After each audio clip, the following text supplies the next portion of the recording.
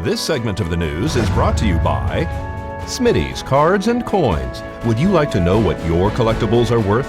Come by 2281 Postal Road, Unit 4, across from the post office. Well, we have an update on a police chase that occurred over the weekend that resulted in a crash. Michael Liebig has been taken into custody for a driver disobeying a police officer, endangering other persons, assault on a protected person with a deadly weapon, duty to stop at an accident, driving without a license, speeding, and failure to obey a traffic control device, as well as other charges. According to the declaration of arrest by the Nye County Sheriff's Office, the incident occurred on Sunday night when a Nye County Sheriff's Office deputy attempted to make a traffic stop on Liebig's car, which was leaving the Albertsons parking lot, and made an aggressive U-turn, squealing his tires. At first, they say that Liebig attempted to stop on Dahlia Street, but then fled, traveling westbound on Basin Avenue past Petrick Park at speeds up to 90 miles per hour. Michael Liebig then turned northbound on Linda Street and Lola Lane and went around that neighborhood to Alaska Way and back down to Lola Lane, striking a deputy's vehicle twice during the chase. The high-speed chase finally ended with a head-on collision with another deputy's vehicle on Black Street and Lola Lane. Police say that a pedestrian had to run out of the roadway, almost being struck by the vehicle driven by Michael Liebig. Liebig had two other passengers inside his car. Police say they were shaken, but they did not understand why he started to run away. Medics were dispatched to the location on Black Street. We spoke to Fire Chief Scott Lewis about the call for service. We were dispatched to the area of Black and Lola Street for a police-related accident.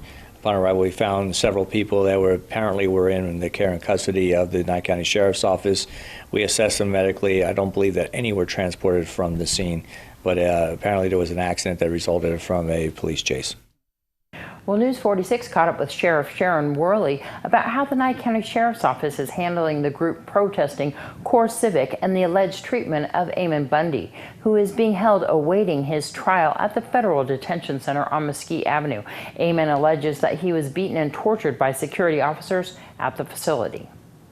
We reviewed the videos and we invited Bundy women. We also invited the attorney, but he was unable to come. To view those videos. Two of the women left before the videos were shown. However, we went through the entire investigation with all of them and answered all of their questions. And so you didn't find anything that was that you were able to charge the guards with at that time, and the video was even seen by our county commissioner and our Nye County administrator, right? Yes, those present in the room, myself of course, and all four of the Bundy women, and Pam Webster, Dan Schenhoffen, we were all there.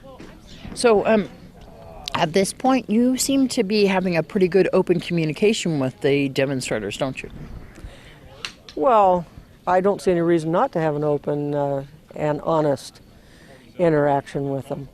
I went up there the first Saturday after I got back from Carson City, and I explained to them that I'll fight for their right to protest. They are Americans, and Americans have the right to protest. And I will defend their right to protest until they commit civil disobedience. And I explained to them what that was. And I also explained to them, that they could go completely around the facility as long as they didn't step on the facility boundaries. And a local man has been arrested for allegedly assaulting his girlfriend. Daniel Anto has been arrested for domestic battery with strangulation, kidnapping in the first degree, false imprisonment, assault with a deadly weapon at a home on Rodeo Avenue. According to the Nye County Sheriff's Office press release, they were contacted by a female who said that her boyfriend of 1 year, Daniel Anto, had abused her. She said that Daniel started arguing with her and claimed that she had been cheating on him. Daniel allegedly grabbed the female from the back in a chokehold and drug her into the master bedroom closet. She said that Daniel held her down and would not allow her to get up. She said he also picked up a wrench and threatened her with it. He said that if she left, he would kill her, according to the release. Upon examination, the Nye County Sheriff's Office said that they found bruises and marks consistent with her being abused. Daniel Anto was arrested and transported to the Nye County Sheriff's Office Detention Center. He claimed that he may have hit the female in self-defense. This is Deanna ODonnell for News 46.